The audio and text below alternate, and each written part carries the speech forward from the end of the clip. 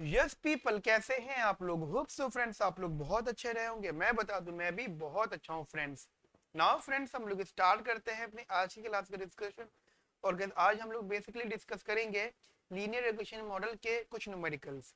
तो बेटा जरा ध्यान से देखिएगा, मैं आपको कुछ क्वेश्चंस करवा रहा हूँ, ठीक है। And guys one more thing कि हम लोग इस लेक्चर के अंदर गाइस सिर्फ और सिर्फ क्वेश्चन सॉल्व करेंगे, ठीक है। तो गाइस अगर आपने अभी तक इकोनॉमेट्रिक्स के कंसेप्ट नहीं पढ़े हैं तो please please and please guys पहले उनके कंसेप्ट पढ़िए। वो हमारे पोर्टल पर ऑलरेडी अपलोडेड है बेटा, ठीक है। तो गाइस पहले कंसेप्ट पढ़िए, उसके बाद बेटे न्यूमेरिकल क्वेश्चंस करिएगा। रीजन बिहाइंड के गाइस बहुत सारे टर्म्स ऐसे हैं जो यहाँ पे आएंगे और गाइस वो आपको सिर्फ तभी पता लग पाएंगे उन टर्म्स का मतलब क्या है जब आपने बेटा हमारा कॉन्सेप्चुअल क्लासेस देखा हुआ होगा। जैसे छोटा सा मैं एग्जांपल देता हूँ, यहाँ पे मैंने एक टर्म लिखा है स्टोकास्टिक। अब गाइस जो लोग पहली बार पढ़ रहे हैं तो उनको स्टोकास्टिक का मतलब नहीं पता होगा, ठीक है। एंड गाइस डोंट एक्सपेक्ट कि मैं यहाँ पे स्टोकास्टिक वर्ड को डिटेल में एक्सप्लेन करूंगा, ठीक है। तो गाइस यहाँ पे स्टोकास्टिक टर्म यूज होगा, एक सिंगल वर्ड में लिख देंगे हम लोग, ठीक है। तो गाइस इट्स अ रिक्वेस्ट कि अगर आपने कॉन्सेप्ट्स नहीं पढ़े हुए तो एक बार गाइस कॉन्सेप्ट्स को स्ट्रॉन्ग करिए, ठीक है। नाउ बेटा स्टार्ट करते हैं बेटा क्वेश्चंस को। तो बेटा देखिए क्वेश्चन देखेगा यहाँ पे ध्यान से, मैं आपके लिए लिख देता हूँ बेटा क्वेश्चन। क्वेश्चन लिखना बेटा मेरे साथ में आप लोग कि the following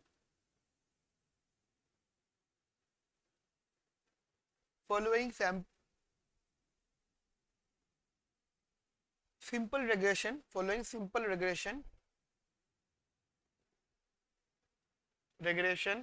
was estimated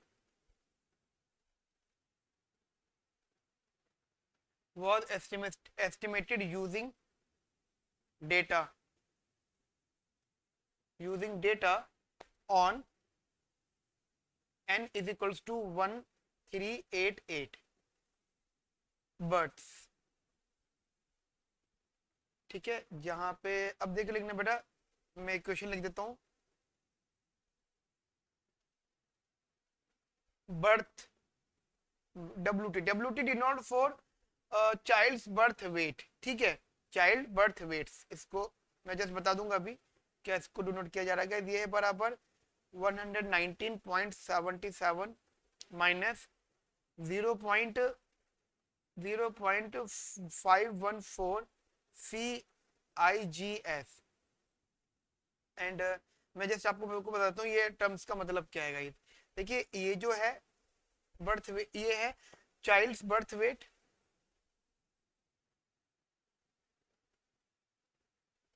ठीक है, चाइल्ड्स बर्थ वेट। और CIGS is basically cigarettes smoked by mothers in a day, ठीक है। सिगरेट्स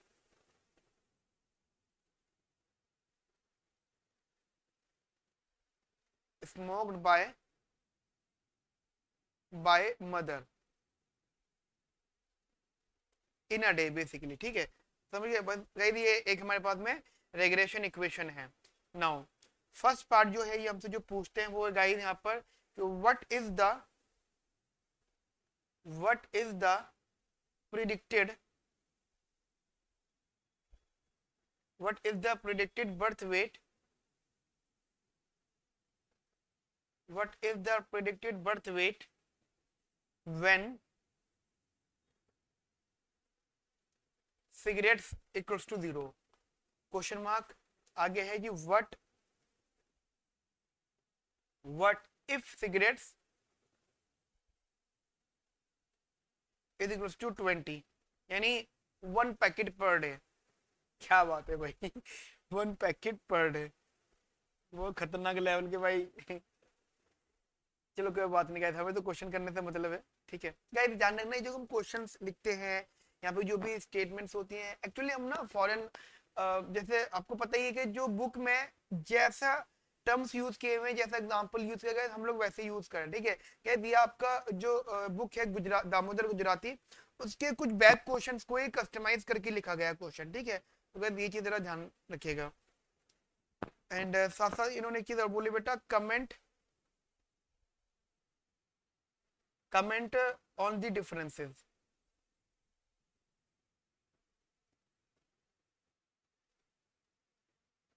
ठीक है। ये फर्स्ट पार्ट पूछा था। सेकंड पार्ट है जी हमारे सामने, does does the simple regression does the simple regression does the simple regression necessarily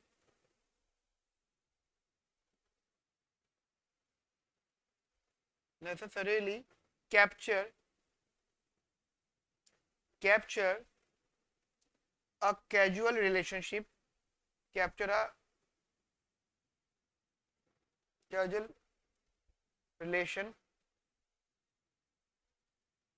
relationship between the child's between the child's between the child's birth weight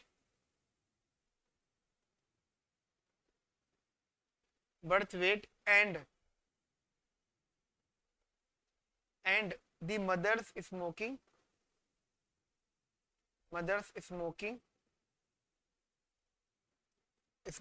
habits. ठीक है, mother's smoking habits. कैसे basically हमें दो चीजें solve करनी है यहाँ पर। एक तो हमें बताना है कि भाई हमें सिगरेट्स अगर जीरो हो जाएंगी तो हमारा प्रेडिक्टेड बर्थ वेट क्या होगा। ठीक है, क्या वो तो आप समझ ही सकते हो कि हम क्या बात कर रहे हैं। यहाँ पे सिगरेट्स की क्वांटिटी को जीरो रख दो, ठीक है, तो इनका आउटकम आपको मिल जाएगा। फिर कहते हमें वहाँ पे बताना है कि अगर सिगरेट 20 होगी तो क्या होगा। फिर कहते हमें वहाँ पे कमेंट करना है। कैसे पहले फर्स्ट पार्ट सॉल्व कर लेते हैं हम लोग। ठीक है, वैसे तो कहते मैं आपको जस्ट एक बात ही बताना चाहता हूँ, ये जरा नोट में समझना। ये बात मैंने आपको कॉन्सेप्चुअल क्लासेस में भी बताई हुई है। रिपीट, मैं बार बार रेफरेंस ले रहा हूँ कॉन्सेप्चुअल क्लासेस का। इसका मतलब कुछ ना कुछ तो है ना, जब मैं बार बार उसका नाम ले रहा हूँ। ठीक है, ठीक है बेटा, तो ध्यान रखना काफी सारे टर्म्स ऐसे जो आपको वहां पे पता लगेंगे। This is estimated model when you say that कि सर अगर ये जीरो हो गया तो your y is equals to beta 1 exactly. And ध्यान रखना beta 1 has no eco meaning. काफी सारे इकोनॉमिक्स ने इस चीज को प्रूव भी किया कि बीटा 1 का कोई इकोनॉमिक मीनिंग नहीं होता। ये चीज अपने मन में रखना। It's a mathematical statement not economical statement. ये इकोनॉमिकली आप कुछ नहीं कह सकते, इसको मैथमेटिकली एक नंबर हो सकता है बस ये। ठीक है, तो एक चीज थोड़ी ध्यान रखना। ठीक है, जैसे आपको पता है कि यहाँ पे बर्थ वेट जो दे रखा है यहाँ पे दैट इज मैंने स्मॉल लिखा है, यानी जैसे ध्यान रखना मैं एसआरएफ की बात कर रहा हूँ यहाँ पे। ठीक है guys, it's SRF is equals to 119.77 minus 0.514 cigarettes. Now, आप कहते हो कि if cigarettes is zero, then your birth weight क्या हो जाएगा 119.77। मीनिंग समझो इस बात को। इसका मतलब हो जाएगा कि अगर कोई भी वुमेन नॉन स्मोकिंग है, if the women is non smoking then the average weight of the babies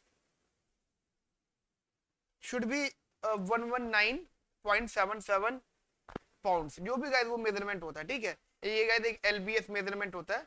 मैं गाइस वो चीज को लिख भी देता हूँ, मैं गाइस लिख देता हूँ हम लोगों के लिए। Hence the average wait hence the average wait hence the average weight of babies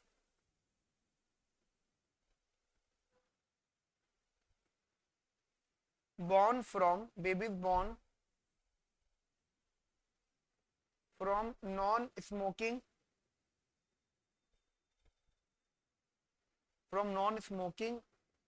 mothers is 119.77 LBS pounds. ठीक है,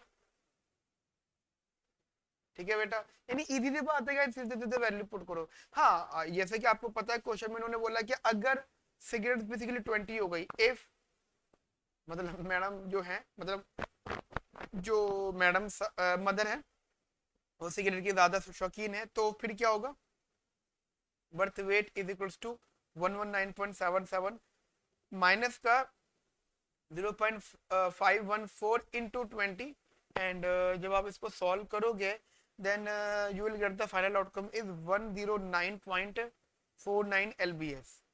ठीक है, यानी आप समझ पा रहे हो इसका मतलब कि अगर सिगरेट्स की क्वांटिटी बढ़ती है तो बच्चे का जो मतलब जो नया जो बच्चा पैदा हो रहा है, ठीक है, तो उसका जो वेट है वो कम होता जाएगा। ठीक है, कम होता जाएगा। इनफैक्ट इनफैक्ट अगर अगर वुमेन 0 सिगरेट्स पीती है तो 119.77 है, और अगर वुमेन 20 सिगरेट्स पीती है तो द वेट इज बेसिकली 109.49। यानी कहने का मतलब ये है कि वेट जो है कम होता जाएगा बच्चे का जितना सिगरेट्स की क्वांटिटी बढ़ती जाएगी। रही बात इनके कंपैरिजन की, तो गाइस ये इट्स अ कंपैरिजन। कंपैरिजन के नाम पे बेटा आप इसका डिफरेंस बता सकते हो। यानी अगर आप इसका डिफरेंस भी देखो जस्ट कंपैरिजन के नाम पर, जैसे उन्होंने बोला कमेंट, तो कमेंट में गाइस देखो एक तो यही कह सकते हो जो मैंने आपको ओरल बताया है, मैं इसके लिए चलो आपको लिख भी देता हूँ कि जैसे मैं लिख भी देता हूँ कि मैंने क्या बोला था। देखो एक स्टेटमेंट तो ये हो गई कमेंट के नाम पर, ठीक है। एक तो गाइस कमेंट के नाम पर ये स्टेटमेंट हो गई, एक एक और मैं लिख देता हूँ smoking, smoker basically it means ये बर्थ वाला, birth weight is equals to 109.49 lbs। it means the average weight, the average weight, it means the average weight of babies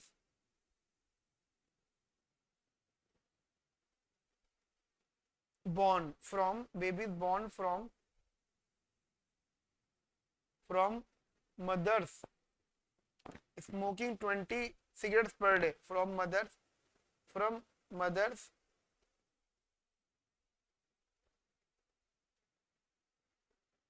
mother smoking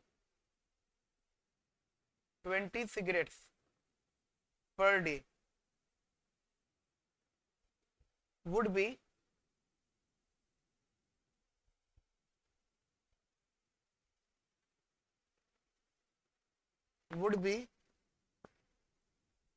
10.28 lbs less as compared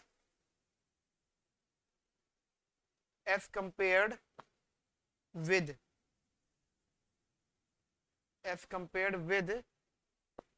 that of non-smoking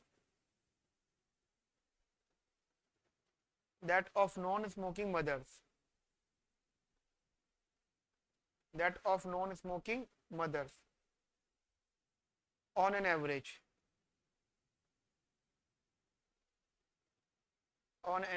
got it। Easy सी बात थी, इसमें कुछ खास बात नहीं थी, ठीक है गाइस, मतलब क्वेश्चन अच्छा खासा हो गया ये। नाउ इजी गाइस, बात समझ में आ गया आप लोगों को, हमने दोनों चीजें रख के देख ली। नाउ गाइस अब इसका बी पार्ट मतलब सेकंड पार्ट देख लेते हैं हम लोग।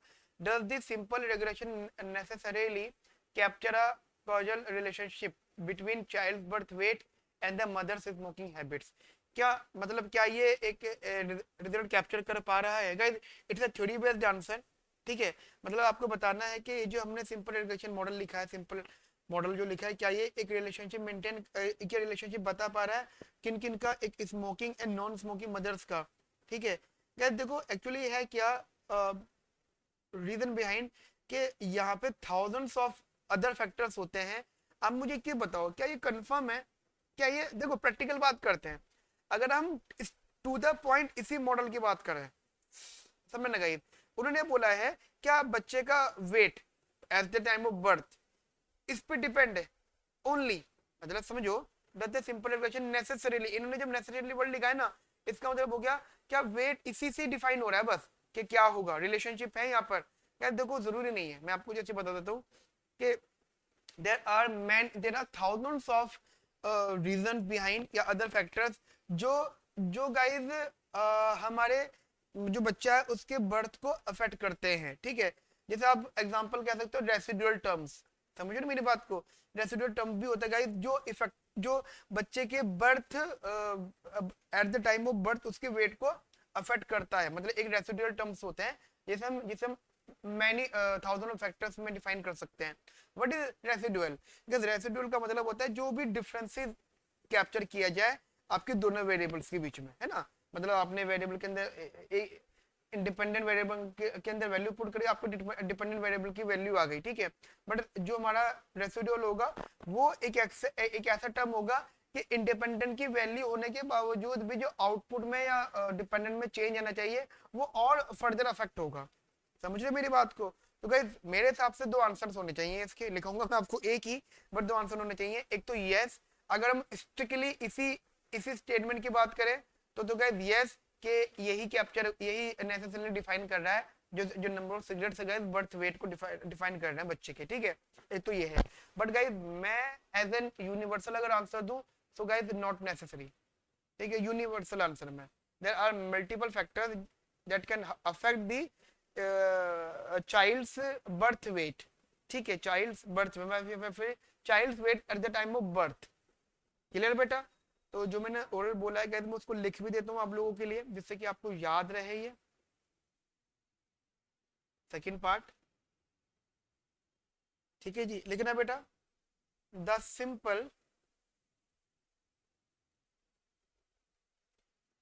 regression, the simple regression does not, the simple regression does not necessarily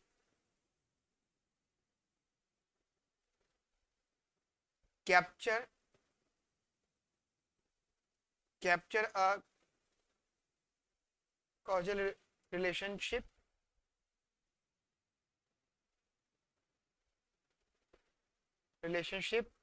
between child's birth, guys एक बार या child's birth weight, okay, child's birth weight,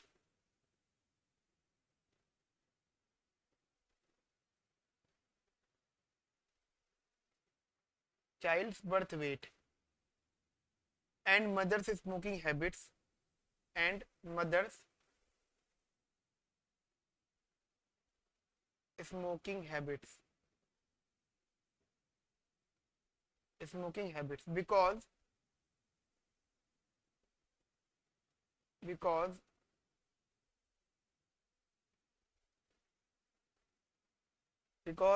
there may be, because there may be thousands of other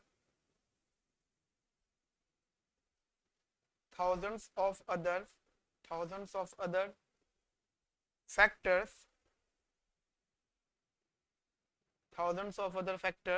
which we have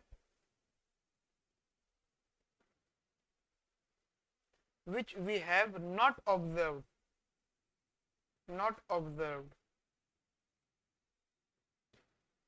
but are contained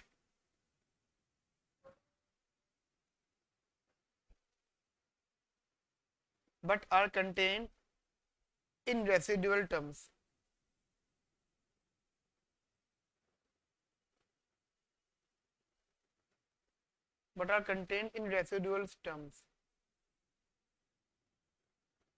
which might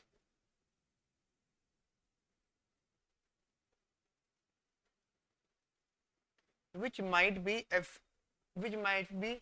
affecting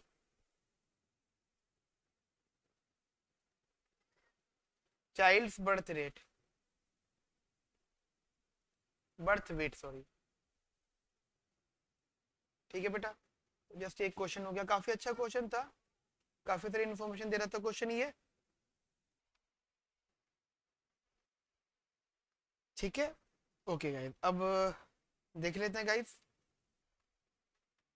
now, एक question और देखते हैं guys से related, और एक question that is, लिखना guys, अच्छा question है, इंटरेस्टिंग क्वेश्चन है कि हमारे पास में डेटा दे रखा है y hat i is equals to minus का 0.19, ठीक है, एंड प्लस 0.82, और जो फैक्टर वो जो वेरिएबल है वो एजुकेशन, ठीक है।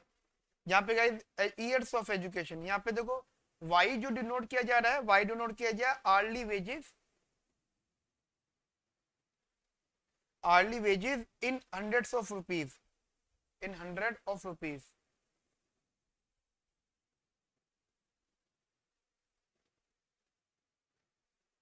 ठीक है। और एजुकेशन वाले में that is years of education,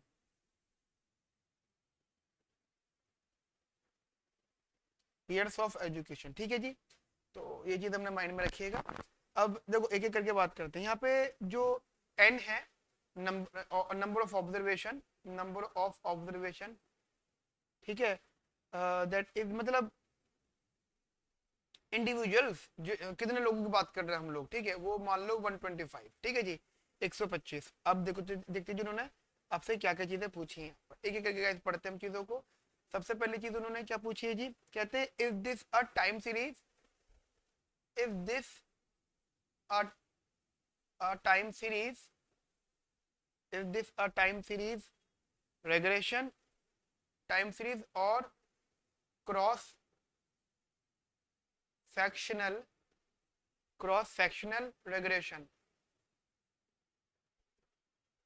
ठीक है, is this a time series और क्रॉस सेक्शनल रेग्रेशन।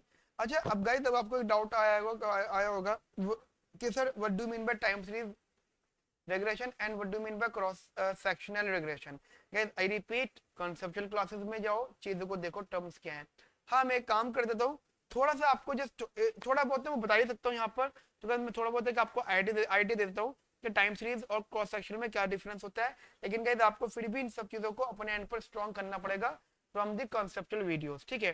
देखो बेटा एक्चुअली होता है क्या है, अगर हम लोग यहाँ बात करें टाइम सीरीज को, तो टाइम सीरीज का मतलब होता है कि हम लोग अगर कोई भी सेम एंटिटी ऑब्जर्व कर रहे हैं डिफरेंट पॉइंट ऑफ टाइम्स पर, मान लो मैं कहता हूँ इन्फ्लेशन ऑफ इंडिया या फिर inflation in a particular good, भाई price increment of a particular good in two periods 2015 and 2020, ठीक है, दो पीरियड के अंदर किसी पर्टिकुलर गुड के प्राइस इंक्रीमेंट की बात करें या फिर प्राइस की बात करना, ठीक है, प्राइस चेंज, तो गाइस वो क्या होगा, हमने डिफरेंट पॉइंट ऑफ टाइम में एक ही एंटिटी को ऑब्जर्व करा है, ठीक है, एक ही एंटिटी को ऑब्जर्व करा, मतलब किसी क्वांटिटी का price.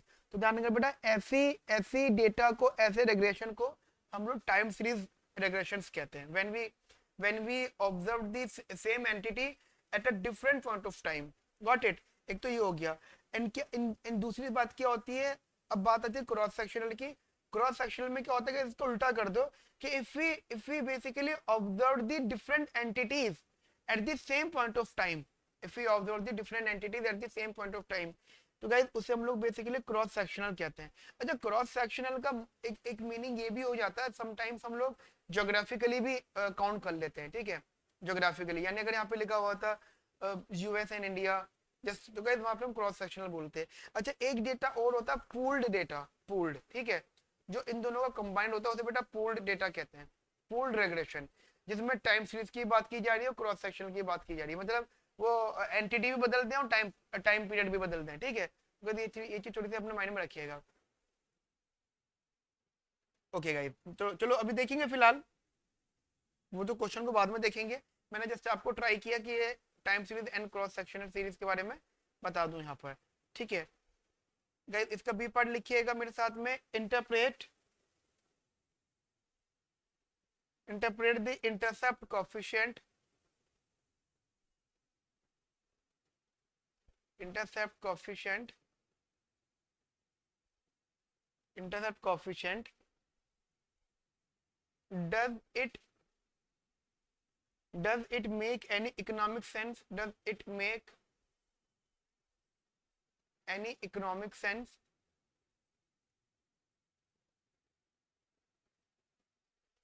does it make any economic sense, ठीक है गाइस, देखेंगे इसके बारे में भी हम लोग। And third part is interpret the slope coefficient, interpret the slope coefficient, ठीक है, and fourth one is, fourth point is, do you think, do you think that the slope, do you think that the slope coefficient, slope coefficients has correct expected sign, correct expected sign, ठीक है, and last one is E part, बेटा वो है if an individual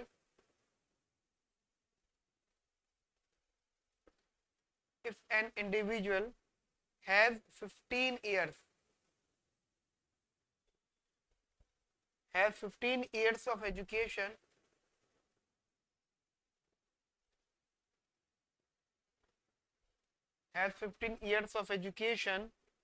ठीक है, and what are his expected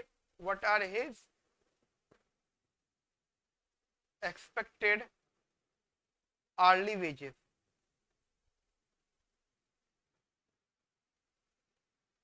ठीक है जी, तो ये बेसिकली अच्छा खासा क्वेश्चन है एंड बढ़िया क्वेश्चन है, काफी नॉलेज देगा अगर ये क्वेश्चन आपको। क्या वन बाय वन चीजों को पढ़ते हैं, जैसे कि यहाँ पे उन्होंने बोला है फर्स्ट पार्ट कि is this a time series और cross sectional.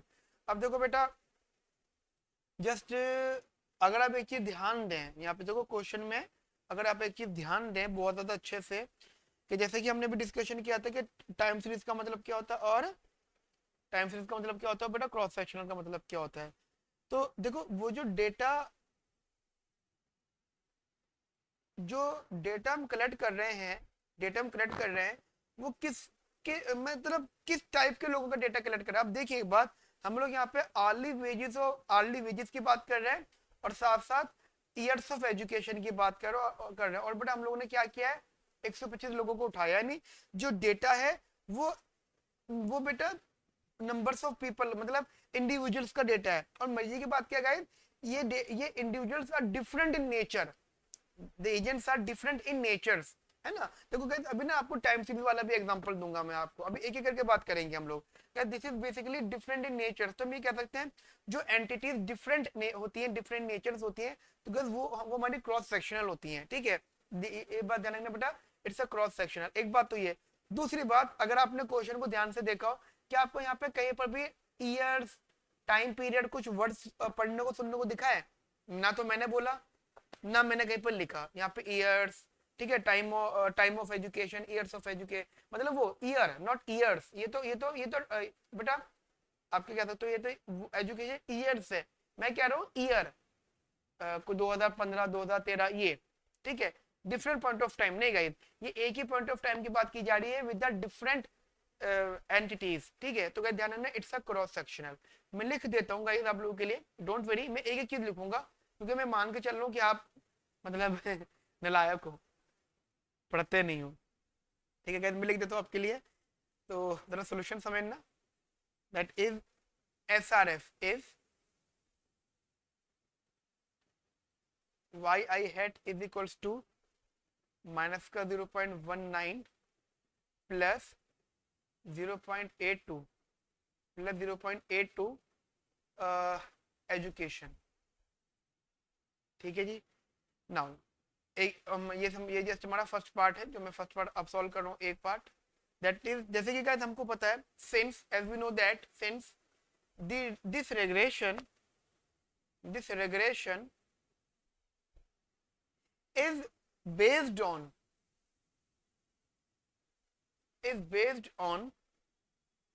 the data collected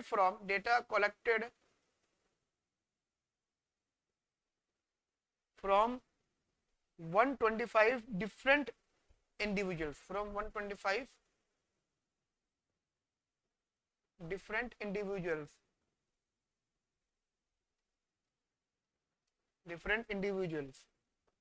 this is a cross sectional regression.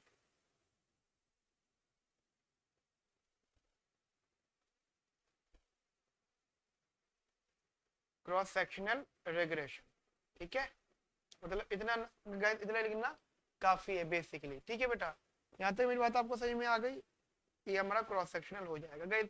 ये फर्स्ट पार्ट के लिए it's more than enough information. ठीक है, नाउ आगे बात करते हैं सेकंड पार्ट में बेटा। क्या कहते हैं सेकंड पार्ट में, कहते हैं इंटरप्रेट द इंटरसेप्ट कोएफिशिएंट। ठीक है, does it make any economic sense. देखो मैंने आपको पहले से बताया था कि ये जो हमारे पास टर्म होता है ये इंटरसेप्ट फॉर्म होती है, जैसे आपको पता है कॉन्सेप्चुअल में इसे हम लोग इंटरसेप्ट फॉर्म कहते हैं। ठीक है, और ये हमारा स्लोप कोएफिशिएंट होता है। तो स्लोप कोफिशिएंट तो चलो अभी ठीक है, इसके अगले पार्ट में है, लेकिन क्या देखो इंटरसेप्ट फॉर्म आप देखो क्या आ रहा है, -1 माइनस का 0.19। अब लॉजिकल सोचो, अगर मैं ये बोलूं कि नंबर ऑफ ईयर्स इज 0, तो क्या हमारी अर्ली वेज नेगेटिव होगी?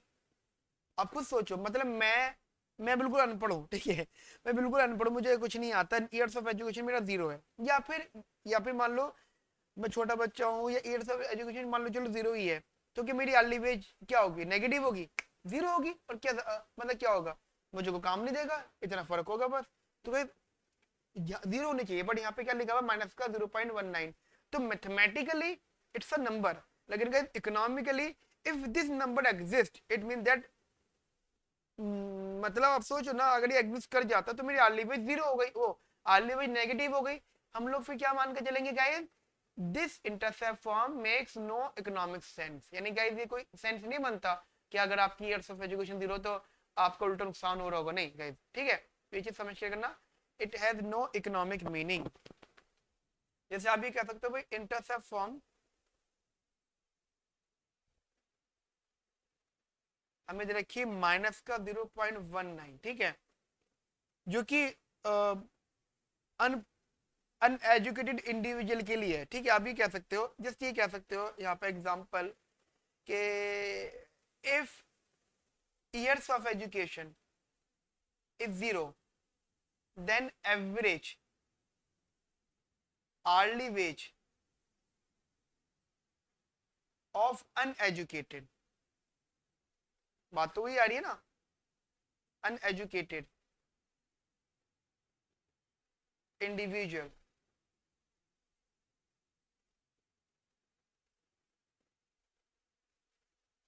अनएजुकेटेड इंडिविजुअल, हाँ जी क्या होनी चाहिए, इज रुपी मतलब इज माइनस का 0.19, एंड गाइस आपको बताइए नंबर 100 की बात करते हैं तो मल्टीप्लाई बाय 100 भी करते हैं, तो इट्स रुपीज माइनस का 19 19 पर वर्ड, क्या पर आवर, ठीक है, per hour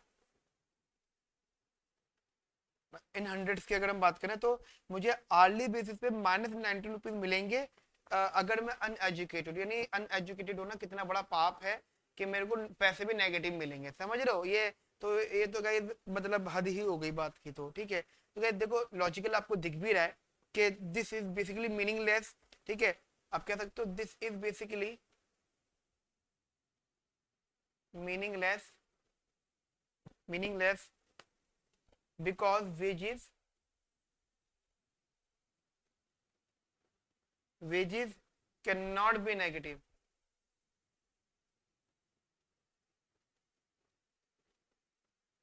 wages cannot be negative, ठीक है, so that we conclude that, guys general है बात वाली, we conclude that intercept term has no eco meaning, no eco meaning, ठीक है, कोई इको मीनिंग इसका नहीं होगा, क्लियर बेटा। चलिए जी अगला पार्ट देखते हैं क्या कहता है जी, थर्ड पार्ट, इंटरप्रेट दी स्लोप कोफिशिएंट, ये देख लेते हैं, ये थोड़ा अच्छी चीज है, ठीक है, स्लोप कोफिशिएंट के बारे में देख लेते हैं, सी पार्ट, ये भी इसको भी पार्टी कर दो, ठीक है, तो सी पार्ट क्या कहता है जी हमसे, तो वो कहता है जी जैसे मान लो हमारे पास इक्वेशन थी है y is equals to minus का 0.19 प्लस 0.82 इनटू एजुकेशन, मतलब ये टर्म, ठीक है, सो हमारे पास जो स्लोप कोफिशिएंट है, अगर हम इसको डिफरेंशिएट भी करते हैं विद रिस्पेक्ट टू एजुकेशन, ये आया जी 0.82, ठीक है, तो guys it's a basically slope, में स्लोप तो आ गया हमारे पास में, हमने इसका डेरिवेटिव भी निकाल दिया, तो ये वैल्यू आई स्लोप। तो गाइस ध्यान रखना, हम ये कहते हैं कि if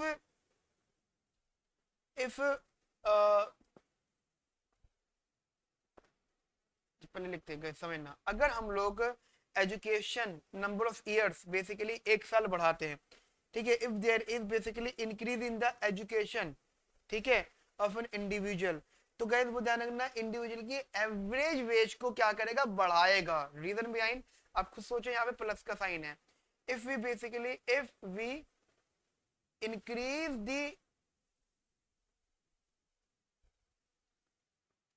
one number of year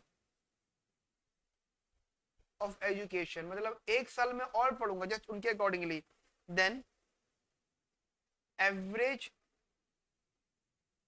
veg of an individual will also increase. ठीक है, वो भी बढ़ेगी। एंड गाइस बेसिकली वो एट द रेट ऑफ 0.82 यानी 82% से बढ़ेगी। अगर गाइस हम लोग मल्टीप्लाई बाय 100 भी कर लें तो 82 रुपीज से बढ़ेगी। ठीक है, जस्ट ये बात समझ के करना। अगर हमने इसको बढ़ाया देन मतलब education will increase by 1 year, then income will increase by ₹82 per our. Clear बेटा, ₹82 पर आवर, पर वर्क भी कह सकते हो, पर आवर भी कह सकते हो। ये इजी गाइस, इसमें कोई बहुत सारी बातें नहीं थी, इजी सी बात थी गाइस। ठीक है, नाउ आगे बात करते हैं। कहते do you think that the slope coefficient has correct expected sign? क्या आपको लगता है कि इसका जो हमारा पास जो स्लोप कोएफिशिएंट है, देखो बेटा कभी कभी होता क्या है कि हम मैथमेटिकली तो किसी चीज का एक्सप्लेन कर रहे होते हैं, लेकिन हमें इकोनॉमिकली पता लगता है कि वहां पे कुछ ना कुछ स्पेसिफिकेशन एरर्स हैं। देखिए कुछ ना कुछ तो एरर आ गया। कैसा एरर आ गया? एक तो हो गया वो एरर टर्म, एक तो वाला भी, एक तो वो एरर होता है, एक एरर होता है बेटा साइन का। मान लो वहां पे माइनस साइन लिखा हुआ होता एजुकेशन के साथ में, मान लो मैं कह रहा हूँ इधर इधर मान लो माइनस साइन लिखा हुआ होता इधर। ठीक है, तो फिर क्या होता है, बात उल्टी हो जाती है। As we increase basically number of years of education then our wage basically will reduce. तो बड़ी अजीब सी बात नहीं हो जाती हमारी? अगर हम ज्यादा पढ़ेंगे तो हमारी वेज कम होगी, समझ रहे हो? तो ऐसा कभी कभी हो सकता है। वो जस्ट आपसे कंफर्म कर रहे हैं कि आपको लगता है कि ये जो साइन है वो सही है या गलत है, जो से पूछ रहे हैं। Do you think that this slope coefficient has correct expected sign? Guys जानना, sign of the coefficient of education हमारी एक्सपेक्टेशन के अकॉर्डिंग है, क्योंकि हमारी देखो wages are expected to to basically increase as we increase the number of years. तो guys I think ये correct है। ठीक है, यहाँ पे स्पेसिफिकेशन एरर नहीं है, there is no specification error. तो हम ये कह सकते हैं करेक्ट एक्सपेक्टेड साइन। ठीक है गाइस, इतना इनफ है लिखना। मतलब आप चाहो तो इसका कॉन्ट्रा प्रूफ कर सकते हो, इफ यू वांट तो आप चाहो तो इसका कॉन्ट्रा कर सकते हो। यानी अगर आप यहाँ पे माइनस ले लेते हो and if the number of wages will increase then your average wage will reduce, तो आप वहाँ पे कह सकते हो कि ये क्या बकवास हो रही है भाई, कि education number of years education बढ़ते हैं तो हमारी इनकम कम होती है। तो it's basically violate our universal law. ये यूनिवर्स कहता है कि as you learn more then you will earn more. ठीक है, अगर आप ज्यादा सीखोगे तो इन फ्यूचर आप लोग ज्यादा कमाओगे। ठीक है, जस्ट ये बात मैं आपसे कर रहा था यहाँ पे। ठीक है बेटा, नाउ अगला वाला पॉइंट देखिए यहाँ पर, दैट इज ई। कहते हैं if an individual has 15 years of education what are is expected. Guys कुछ नहीं है, बस एजुकेशन को 15 रख दो, मतलब बहुत आसान है, कोई टफ चीज नहीं है ये वाली। ठीक है, just put education amount is 15, education को आप रख दो 15, then y i is equals to minus का 0.19 प्लस 0.82 इंटू 15। ठीक है, ठीक है, एक बात ध्यान रखना, मल्टीप्लाई बाय 100 भी कर देना आप लोग यहाँ पर। गई सॉल्व कर लोगे आप लोग इसको, मल्टीप्लाई 100 कर देना, देन आपके पास रुपीज आ जाएगा। जो भी अमाउंट आएगा वाई आएगा मल्टीप्लाई बाय 100 से जरूर करना, क्योंकि देखो आर्ली वेज है और वो बोला इन 100 रुपीज उन्होंने बोला है, तो जो वाई होगा उसका 100 से मल्टीप्लाई करना जरूरी है। ठीक है बेटा, यहाँ तक समझ में आ गया? तो आगे गए तो यहाँ पे गए हमारा एक क्वेश्चन ये और सॉल्व हो गया। क्लियर? तो गए अच्छा क्वेश्चन था, बढ़िया क्वेश्चन था करने के लिए। ठीक है जी, चलो जी एक क्वेश्चन और देख लेते हैं बेटा अच्छा सा। क्या ध्यान रखना, इकोनॉमेटिक्स में क्वेश्चन की जो बेसिकली लेंथ होती है, मतलब क्वेश्चन काफी गाइस बड़ा होता है।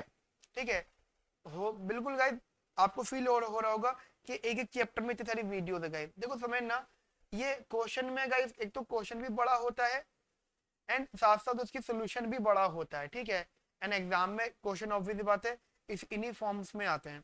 ठीक है, या तो कॉन्सेप्चुअल चीजें आती हैं, फिर न्यूमेरिक भी चीजें आती हैं, या फिर डेफिनेशन फॉर्म में आपसे चीजें पूछते हैं। ठीक है बेटा, यहाँ तक मेरी बात आपको समझ में आ गई अच्छे से, बढ़िया से? ठीक है जी। तो क्वेश्चन देखिएगा बेटा मेरे साथ में आप लोग। हाँ जी, देखिए वो कहते हैं y hat t is equals to, ये कैपिटल बना दो तो मैं इसको पहले, वरना इसको, हाँ ये ठीक है, y hat t is equals to 2.6911 minus 0.47 minus 0.4795 xt। ठीक है, ये जैसे ये दे रखा है। यहाँ पे गाइस देखो, ये जो y है, मैं अगर आपको बता दूं, यहाँ पे जो y है it's basically coffee consumption, it's coffee consumption in the US, coffee consumption in the US. ठीक है, और यहाँ पे जो एक्सटी है, ये बता रहा है जी रिटेल प्राइस ऑफ कॉफी।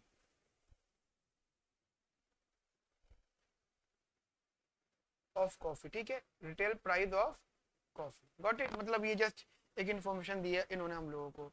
और क्या क्या पूछ रहा है बेटा वो आपसे, कहते if this a time series, is this a time series और क्रॉस सेक्शनल,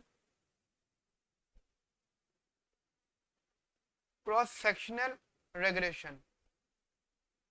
ठीक है, is this a time series regression और अ क्रॉस सेक्शनल रेग्रेशन। क्या देखो, जस्ट अभी मैं लिख देता हूँ इसके सारे पार्ट्स। ठीक है, उसके बाद इसके बारे में डिटेल डिस्कशन करेंगे, या फिर एक काम करते, पार्ट्स वाइज पार्ट सॉल्व करते। ठीक है, जैसे जैसे पार्ट लिखता जाता हूँ वैसे वैसे इसको सॉल्व करते रहते हैं। अब जस्ट एक बार बताओ, अभी फिलहाल इतनी बात सोचो कि हमें इन्होंने जैसे में इन्होंने एक इक्वेशन दे रखी है। अब मुझे एक बात बताओ कि इस क्वेश्चन में आपको एक चीज दिखी होगी, अगर आपने ध्यान दी होगी, और इससे पहले क्वेश्चन में नहीं दी होगी। मैं एक बार एक चीज मैं दोबारा से बताता हूँ। यहाँ पे जो टी है ना, ये टी रिप्रेजेंट कर रहा है टाइम पीरियड। गाइस आप लोगों का काम आसान कर दिया मैंने, शायद आप समझ गए हो। जिस भी क्वेश्चन में आपको टाइम दिख जाए, आप बोलोगे सर टाइम दिख जाए तो जरूरी नहीं वो टाइम सीरीज हो सकते हो, पूल्ड हो। यस गाइस, अब देखो समझो, इस क्वेश्चन के अंदर आपको टाइम दिख रहा है। ठीक है, और ये एक तो टाइम पीरियड बता दिया उन्होंने टी, और उन्होंने एक ही आइडेंटिटी की बात, एक ही एंटिटी की बात करी है, दैट इज कॉफी। ठीक है बेटा, उन्होंने कॉफी की बात करी, कॉफी की consumption in the US and coffee का price in the US basically. ठीक है, बिकॉज एंटिटी एक ही है लेकिन टाइम पीरियड लिया है टी। तो ठीक है, जैसे जैसे हम टी बदलते जाएंगे वैसे वैसे कर दिए, मतलब इसका आउटकम भी बदलता जाएगा। ठीक है बेटा, तो ध्यान रखना guys, it's a time series regression. ठीक है, मैं आपको जैसे बता देता हूँ इसका सोल्यूशन में, just we have a SRF. ठीक है, बट आपको पहचान हो गए ना चीजों की। हाँ, अगर सुनो, अगर यहाँ पे कुछ ऐसा होता कि वो टाइम भी बताते, ठीक है, और वो एंटिटीज भी बदल देते। ठीक है, वो टाइम भी बताते और वो साथ साथ क्या करते हैं, एंटिटीज भी बदल देते हैं। ठीक है, तो बेटा क्या होता है, उसको आप क्रॉस सेक्शनल बोलते हैं। एक तो ये हो गया, प्लस प्लस अगर आप कहते हैं कि यूएस की कॉफी की कंजम्पशन और retail price of other country, retail price of other country, मान लो दूसरी कंट्री से आ रहा है ये, अदर कंट्री, तो गाइस फिर पता है क्या होता, वो टाइम सीरीज भी होता है, क्रॉस सेक्शनल भी होता है, मतलब वो पूल्ड रेग्रेशन होता है। ठीक है, pooled.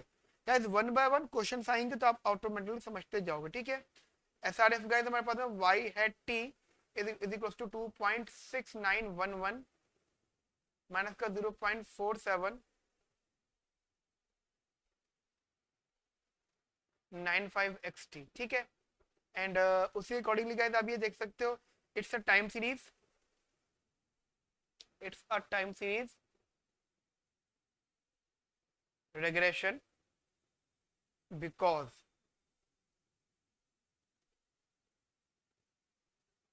there is only one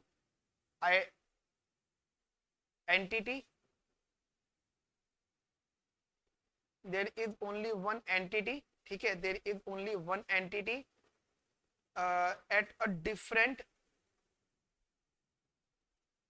point of time,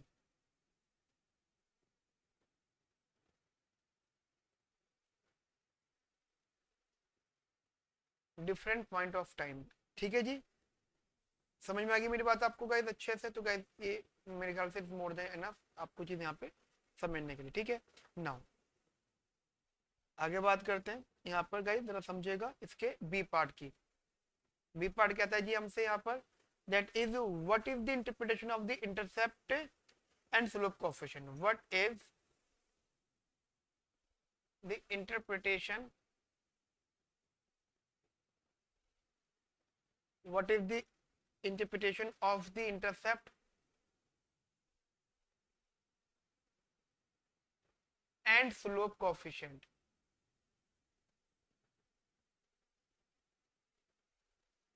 and slope coefficient, ठीक है, what is the interpretation of the intercept and slope coefficient, ठीक है।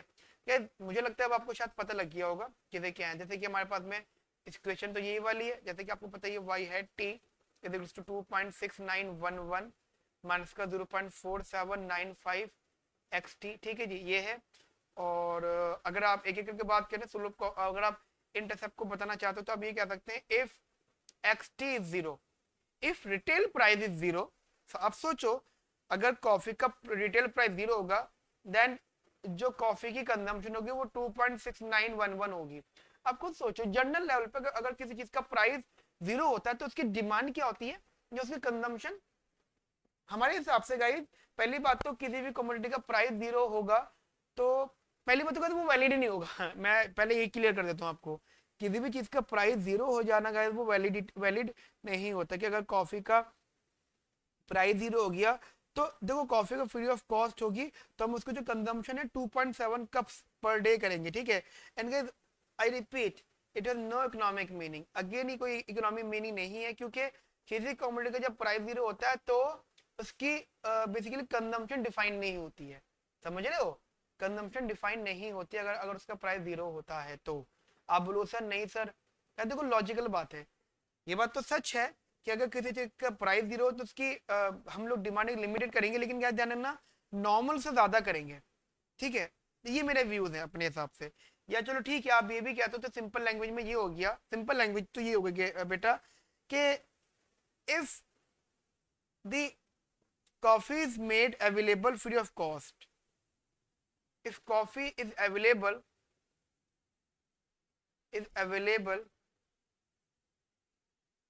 at free of cost, coffee is available at free of cost, then the average consumption, then the average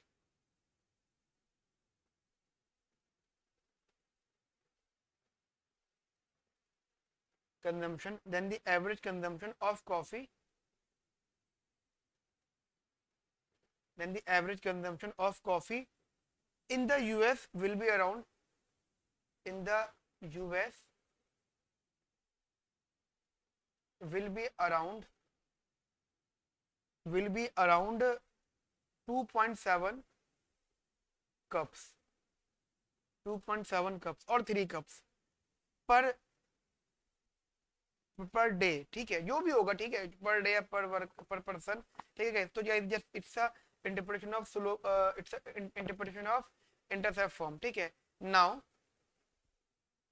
if, अच्छा now अगर guys देखो अगर आप इसको differentiate करते हो with respect to x t तो ये आएगा जी आपका माइनस का 0.47 इट मीन दैट के जो स्लोप कोफिशिएंट है इसका मतलब क्या होगा, if retail price of coffee is increased by $1 per पाउ, ये मतलब $1, ठीक है, then its consumption would decrease by 0.5 average cup per person per day. यानी कि ऑन एन एवरेज ये हो जाएगा कि इफ, मैं लिख देता हूँ बेटा गाइस लॉजिकल बात है, फर्स्ट ऑफ ऑल यहाँ पे लॉ ऑफ डिमांड अप्लाई होगा तो माइनस साइन है यहाँ पर, ठीक है।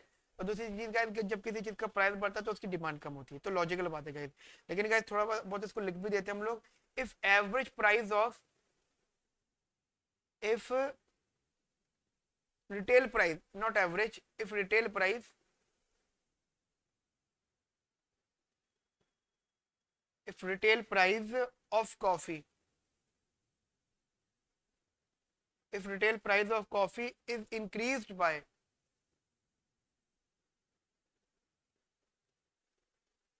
$1, ठीक है, by $1,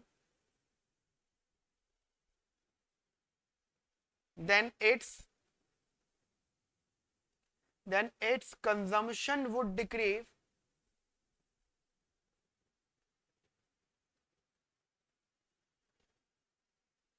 then its consumption would decreased by 0.5 average cup per person per day. 0.5 average cup per person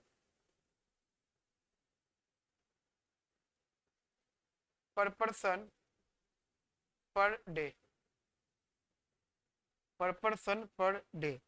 clear? तो गाइस ये हमारा जस्ट एक ये पार्ट हो गया. Got it? तो guys it's a slope coefficient. ध्यान रखना, इसको आप स्लोप कोएफिशिएंट के नाम से जानते हैं. क्लियर? नाउ अब गाइस इसका थर्ड पार्ट देखिए आप लोग मेरे साथ में जरा ध्यान से. थर्ड पार्ट क्या कहना चाहता है आपसे? बेसिकली थर्ड पार्ट कहता है is it possible to tell, just मैं लिख देता हूँ आप लोगों के लिए, is it possible to tell, is it possible to tell what the PRF, what the PRF is in this example,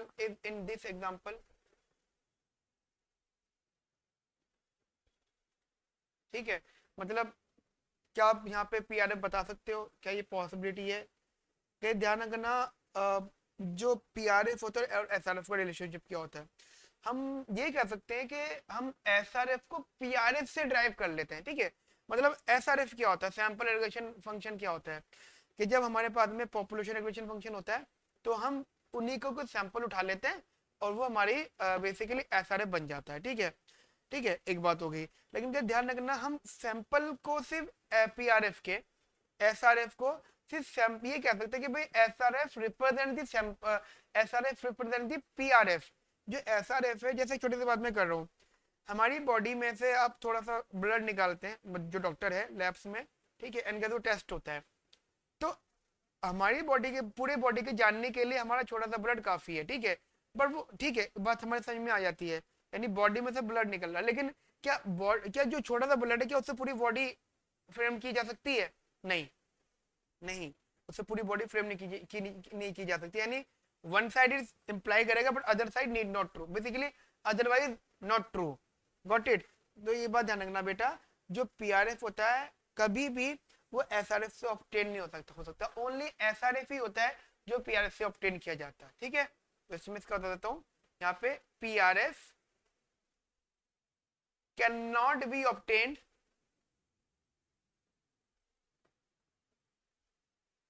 cannot be obtained, PRF cannot be obtained from SRF. यानी आप PRF को SRF से obtain नहीं कर सकते. ये बस ऐसे क्वेश्चन था, इसमें कुछ ज्यादा डिटेल की जरूरत नहीं है मेरे हिसाब से. गई ठीक है. एंड अब देखो इसका कुछ कनेक्टिविटी है, बड़ी बड़ी अच्छा एक इन्होंने यहाँ पे पार्ट जोड़ा है और काफी इंटरेस्टिंग है. ठीक है, जस्ट तो गाइज अगर आपसे पूछा जाए, मैं आपको जस्ट ओरल बताता हूँ, वैसे तो डी पार्ट एक्सप्लेनेशन में काफी बड़ा है. मैं आपको इतना बताना चाहता हूँ कि अगर आप यहाँ से प्राइस इलास्टिसिटी निकालना चाहते हो, समझ लो, ऑफ कॉफी, तो कैसी होगी जी? फॉर्मूला क्या होता है जी? उसका फॉर्मूला होता है, जनरल फॉर्मूला होता है del Q by del P into P by Q, यही होता है. And elasticity of price, elasticity of demand basically minus आ जाएगा. अब मुझे बताओ, आपके पास में जो कॉफी की डिमांड थी, वो कॉफी का जो फंक्शन था वो ये था, आई थिंक 20 क्या था, आई थिंक क्या था, that is 2.6911 and 0.795. 2.6911 plus, sorry, minus 0.95, 0.4795, ठीक है, 0.4795, ठीक है। अगर आप इसका चेंज ऑफ वाई टी निकालते हैं with respect to change of x t, वो वाली चीज है जो हमने पहले सॉल्व की थी, तो इट इज बेसिकली माइनस का 0.4795, ठीक है, इट्स 0.4795, क्लियर है बेटा। यानी एक माइनस साइन यहाँ था, एक साइन यहाँ पे आया, 0.4795 into P, P is P and quantity जगह आप ये लिख दोगे 2.6911 माइनस का 0.4795 xt, समझ रहे हो। लेकिन क्या पता होता है क्या है, हम जो भी इलास्टिसिटी निकालते हैं तो एक पर्टिकुलर पॉइंट पर निकालते हैं, ठीक है। इसे इसलिए गए हम लोग पॉइंट इलास्टिसिटी के नाम से भी जानते हैं, समझ रहे हो। एक पर्टिकुलर पॉइंट पे हमें निकालना होगा तो ध्यान रखना हमें यहाँ पर एक वैल्यू अवेलेबल होगी, हमें यहाँ पर एक वैल्यू बेसिकली अवेलेबल होगी, क्लियर। अब देखो लॉजिकल बात तो ये है कि हम लोग यहाँ से प्राइस इलास्टिसिटी ऑफ डिमांड निकाल सकते हैं, क्वेश्चन यही था, मैंने जस्ट क्वेश्चन ये था, एक्चुअली क्वेश्चन बड़ा था। Question is that from the regression results presented earlier, जो भी आपने पहले अवेलेबिलिटी थी इंफॉर्मेशन की, can you tell what the price elasticity of demand for coffee is. क्या आप यहाँ पे इलास्टिसिटी ऑफ डिमांड निकाल सकते हो, कॉफी की price elasticity of demand coffee की क्या निकाल सकते हो, यस और no.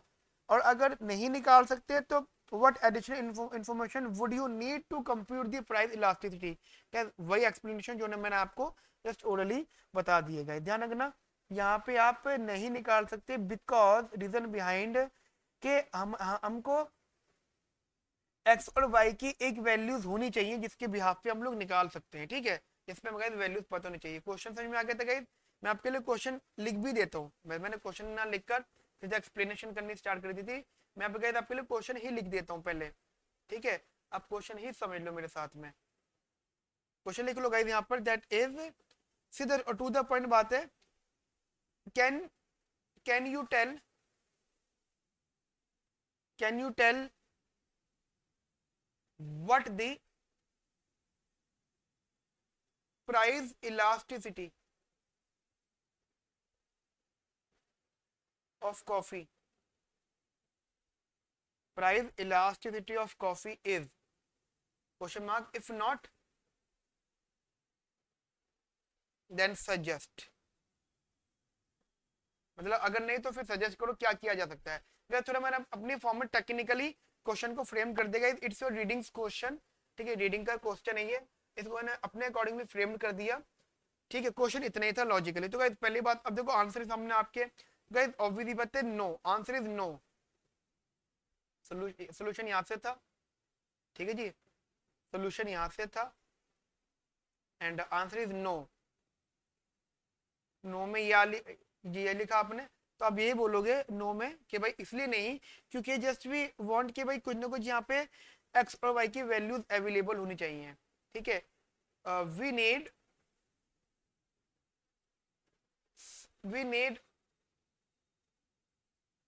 values of x and y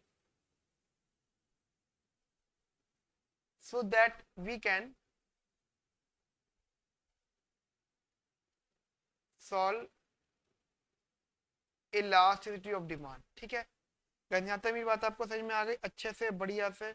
तो कहते बेसिकली हम लोगों ने यहाँ पे डिस्कशन किया इलास्टिसिटी ऑफ डिमांड का, ठीक है, एंड यहाँ पे हमने कुछ क्वेश्चन सॉल्व किए। क्या देखिए ये जो चैप्टर है ये काफी अच्छा खासा चैप्टर है, ठीक है। गाइज मैं कुछ आपको होमवर्क में भी क्वेश्चन देना चाहता हूँ, ठीक है, यानी हमारी वैसे क्लास यहाँ पे खत्म हो गई है बट कुछ होमवर्क के क्वेश्चन है जो मैं आपको बेसिकली देना चाहता हूँ यहाँ पर, जरा समझना guys. And guys it's request कि आपको क्वेश्चन होमवर्क क्वेश्चन बेटा करने हैं, ठीक है बेटा, प्लीज उनको जस्ट इग्नोर मत करना, ठीक है। अच्छा एक बात ये बताओ कि एक क्वेश्चन है, मतलब होमवर्क क्वेश्चन है और साथ साथ गाइस बड़ी इंटरेस्टिंग सी बात है, देखो मैं आपको बताता हूँ। क्वेश्चन है a model can not be linear, समझना guys, a model can not be linear model if either the variables either the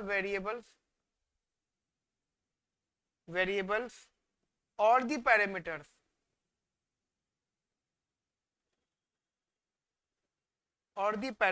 of the model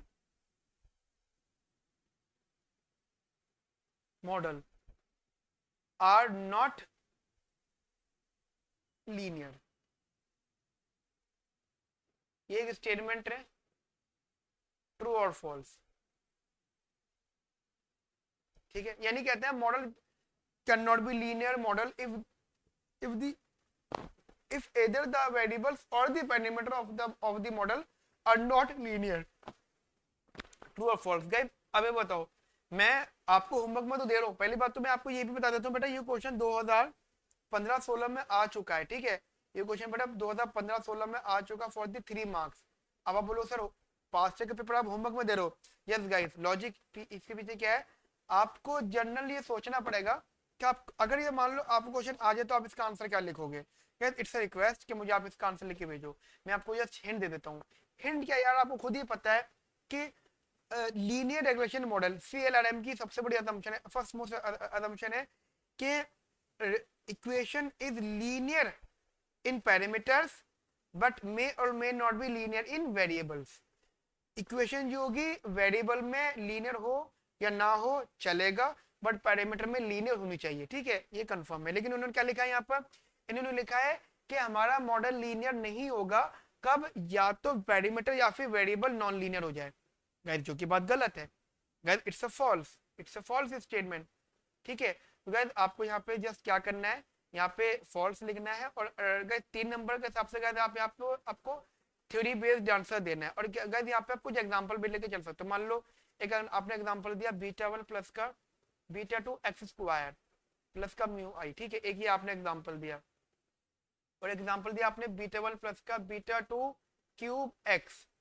ये तो गाइस देखो, ये आपका लीनियर है। ठीक है, ये आपका नॉन लीनियर मतलब। ठीक है, तो देखो बेटा यहाँ पे वेरिएबल पे स्क्वायर है तो आपकी इक्वेशन नॉन लीनियर है, बट रेगुलेशन मॉडल, हम मॉडल की बात कर रहे हैं, इक्वेशन की बात नहीं कर रहे हैं। मॉडल और इक्वेशन में फर्क होता है। हम बोलते हैं कि जो हमारा लीनियर रेगुलेशन मॉडल है, it's linear if it is linear in parameters. ठीक है, अगर वो पैरामीटर में लीनियर होगा तो वो लीनियर होगा। क्लासिकल लीनियर रेगुलेशन मॉडल की असम्पशन का पार्ट है ये। Got it. तो गाइस एक एक क्वेश्चन होमवर्क में करना, अच्छे से एक्सप्लेन करना है क्वेश्चन को।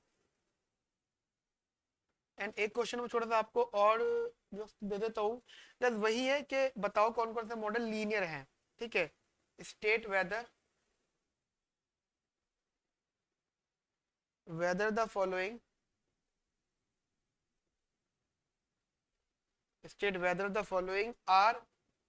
linear are linear regression models।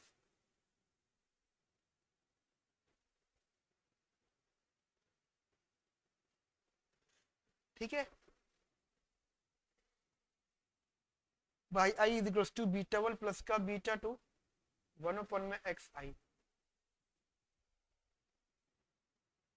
Y i is equals to beta 1 plus का beta 2 ln x I.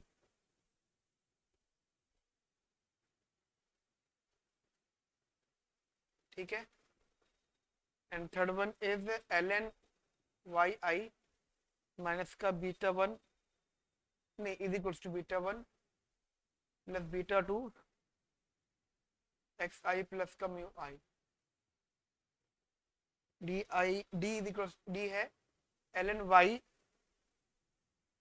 I is equals to beta 1 plus का beta 2 ln x i plus का म्यू आई। ठीक है guys, ये आपके 4 part से, please guys इनको solve करिएगा एंड गाइस मुझे सॉल्व करके इनके आंसर जरूर भेजिएगा। ठीक है बेटा, तो आज की क्लास में बेटा हम लोगों ने ये कंसेप्ट सीखा है। नेक्स्ट क्लास के अंदर बेटा हम लोग बेसिकली इसका आगे का कंटिन्यूएशन सीखेंगे। ठीक है बेटा, मिलते हैं नेक्स्ट क्लास के अंदर with the new questions. Okay friends, have a nice day, thank you, bye bye, take care.